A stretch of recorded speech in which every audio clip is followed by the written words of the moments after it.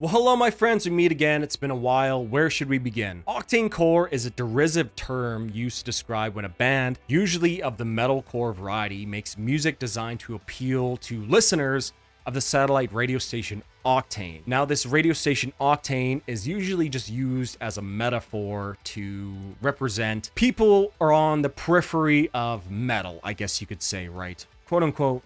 More normies, I suppose you could say. Essentially, Octane is just like an alternative metal station.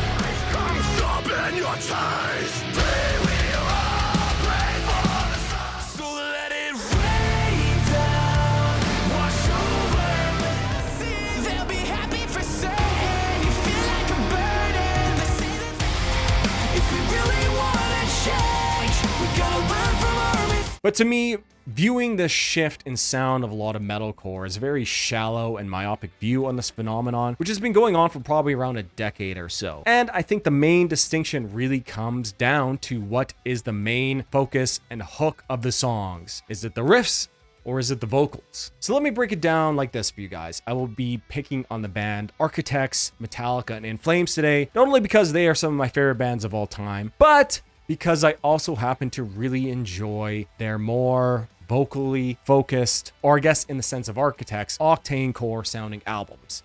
So let's get into it here. In metal and by and large hardcore, but this video is centered around metal because that's what I like, I would very scientifically peer-reviewed studied say that the distinction of hooks that the song is built upon, right? The hook, that is the thing that captures your ear, which you come back to listen to, right? In metal, is at minimum 50-50 split of riffs and vocals being the main hook. Here we will also count breakdowns and solos as riffs for the purposes of this video. I would say that in metal, it's easily a 50-50 split of focus, and that is sort of like the bare minimum that I think a lot of metalheads enjoy. And depending on the band and genre, I would say that the split can go even like 60-40 riffs, or even like 80 to 20% riffs for more of the really riff-dependent genres and bands, such as like melodic death metal or like thrash metal, right? Those are all very riff-focused genres, right? The riffs are what you come for, and the riffs are what you stay and come back and listen to, right? The vocals are almost sort of added, not as like an afterthought, but as more of like a texture thing to communicate words and feelings associated with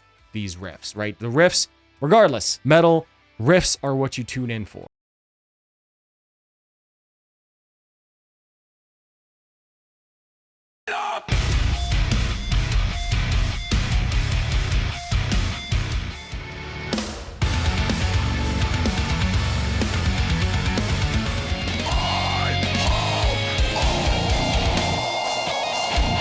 Now, pop music is almost 100% vocally focused, right? In pop music, the singing, the words that are being communicated are what you come to listen for, and the background instrumentals are sort of just the canvas upon which the vocals are painted upon, right? In metal, it's very different, right? You stay for the instruments and you stay for the riffs most of the time, right? And so when bands go octane core, they change their split of riffs. Let's say there were 60 to 40% riffs before, and they swing their baseline of focus to be much more vocally centered, right? You want the vocals to be the highlight, right? In a very sort of like pop sounding way, but that's not a bad thing inherently, right? I would say a lot of octane core bands, probably more like 40 to 60% vocals. Some even going higher, like Bad Omens, you could probably even say they're like 90-10%, right?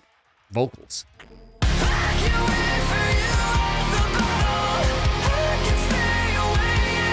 A lot of people call this phenomenon when metalcore bands do this octane core, but previously people would call this quote unquote selling out in a very vicious and poisonous way to say it, right? This is how they would say a band switched from riffs to vocals. And I would say that this shift in priority of the song is what really turns off a lot of the more traditional metal crowd, right? As it seems that one of the primary distinctions between metalheads and I guess you would say normies, right, is that metalheads are here for the riffs. Of course, you're probably here for some of the vocal hooks, and that's why it's not 100% riffs, right?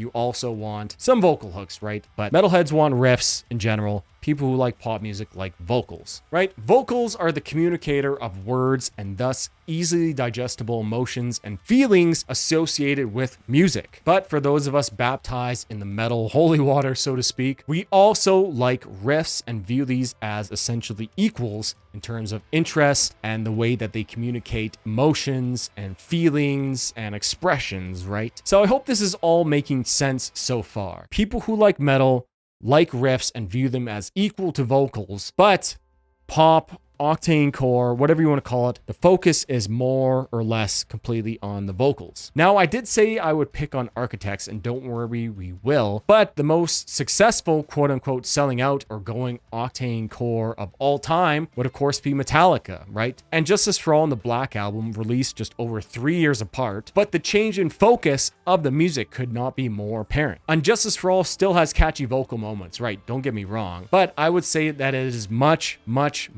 more riff focused than the Black Album. It's probably like 70 to 30% for riffs, right? And even a song like One, which is the most vocally focused song probably on that album, right, is still like 60 to 40% riffs. Then just a few years later, Metallica would release the Black Album, which of course we all know would go on to be the biggest metal album ever and even one of the highest selling albums ever, period. And why was this? Well, of course they quote unquote sold out, as any BO smelling, camo short wearing, intensely loyal to the riff metal diehard would say. However, I would counter that and maybe make a more cohesive argument that they simply changed where the focus of the music lies. The Black Album still has tons and tons of great riffs, right? Don't get me wrong. But the main hooks of this album is the vocals. It's a much more vocally focused album. I would say it's easily more of like a 40 to 60% split in vocals here, maybe even a bit more skewed towards the vocals in some songs, right? It is clear that the vocals and the words being spoken are for the most part what draws the listener into these songs, right? You don't tune in to the Black Album for the riffs, you tune in for the great choruses and great singing, right? It's this change in focus that I believe alienates a lot of the people who like riffs more, traditional metalheads, I guess you could say, but because they couldn't really find a very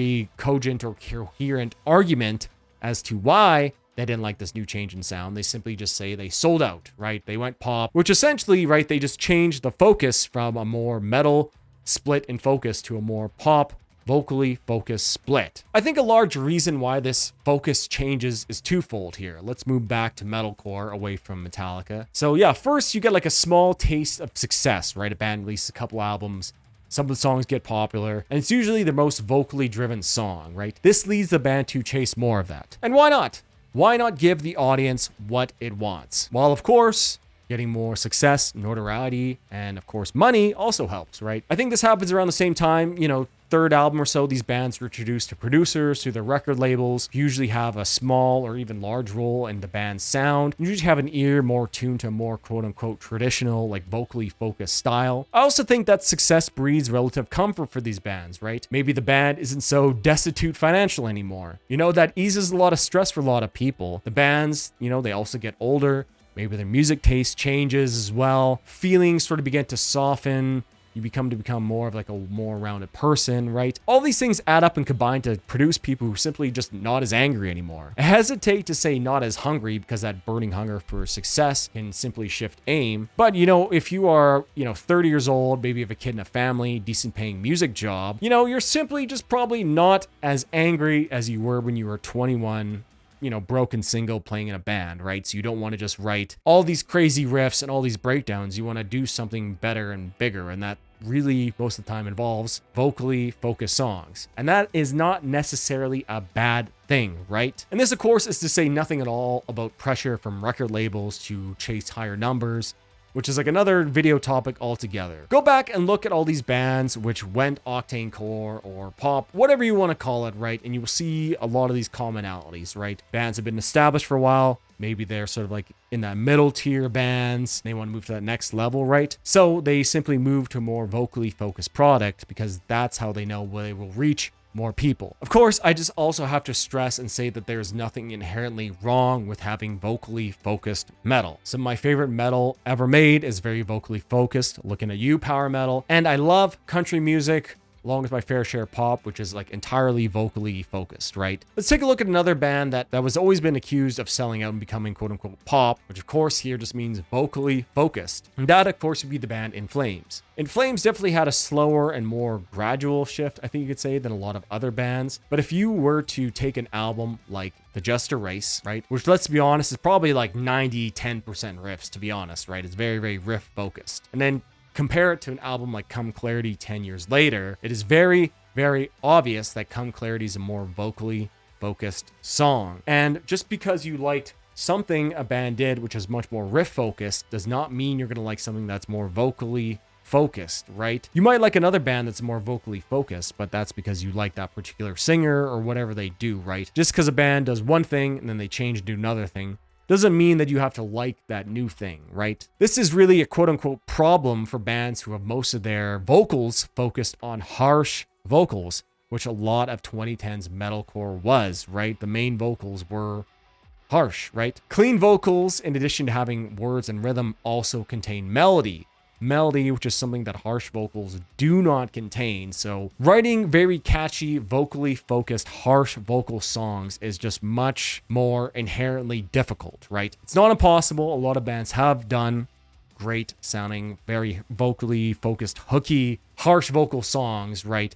But it's a lot easier to just introduce clean vocals. And I think that is one thing that octane core bands usually do that turns a lot of people off, is introducing harsh vocals, maybe not done all that well, or maybe like way overly produced in a sense, right? I think In Flames, this is the big problem with In Flames that a lot of people had, right? They introduced clean vocals and they just didn't really like Anders' clean singing, right? And you know, you can like whatever you like, right? But obviously it was successful for them, but for people who like the more riff-focused stuff, is just sort of not their thing. And one last thing I want to point out that I think makes people sort of roll their eyes at a band when they go in a new direction and become octane core is this sort of like half-assed or half-hearted sort of obligatory heavy moment or breakdown, right? There are tons and tons of these examples out there.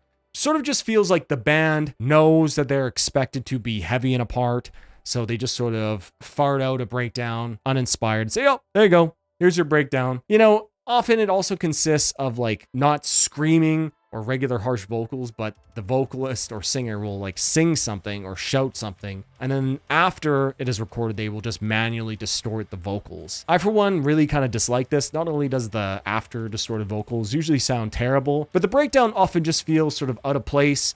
And they probably move on from it too fast, right? Because they got to get back to the vocals, because that's where the focus is, right? You can't have too much focus on a breakdown. I don't know, just sort of feels very phony. I'd rather band just not do it if they're just not gonna do it well, I guess, right? So let's get back to Architects here. To me, like the poster boys of that octane core shift in sound. And that's not to say like I don't like their octane core stuff. In fact, I really liked For Those Who Wish to Exist and The Sky, the Earth, and All Between. I'm not a big fan of classic Symbols of Broken Spirit, but Architects really were a very riff-focused band, especially through the 2010s when their series of albums, like the Holy Trinity of Metalcore, I like to call it, right? Lost Forever, Lost Together, All Our Gods Have Abandoned Us, and Holy Hell. Those are all very riff-focused and breakdown-focused albums.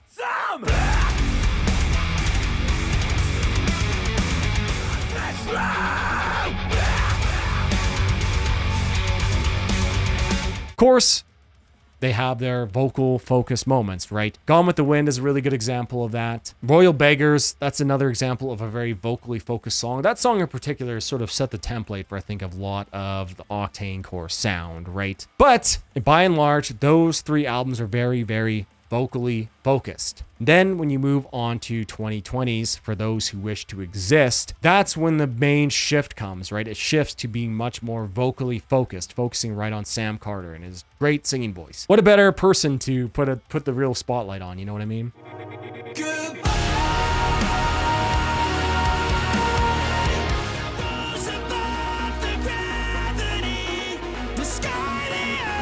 But it's like this shift in focus that I think really drove a lot of the fans who were a fan of that previous sound away. They were there for the riffs, the breakdowns, the blez, and instead you get a song like Dead Butterflies or Meteor, right? Which is all centered on the vocals. That's not to say those songs are bad. I love Dead Butterflies. I think that's one of the best songs that Architects ever put out. But to me, I can definitely see why if you were a metal fan and you liked your riffs, you liked your breakdowns, this come out all vocally focused, you might not like it as much. Now, classic symptoms of broken spirit, I think, is sort of like when it goes too far, right? You know, you go too far away from the riffs and you kind of don't have any metalcore DNA left in you, right? It really sort of loses all its edge. That's not to say there are a lot of other problems with that album, but I'm not really going to get into it, right? But then they sort of brought it back to the Sky, the Earth, and All Between. That's a very, very balanced album in terms of riffs and vocals, I think. It does a really, really good job of being that octane core, but sort of balancing it, I guess. They gave you the heavy too, but they actually gave you the heavy parts and didn't just sort of half-ass fart them out. And they also did something interesting too as well on that, on songs like Elegy and Chandelier. They kind of moved into like a very EDM focused sound, right? With like a big build up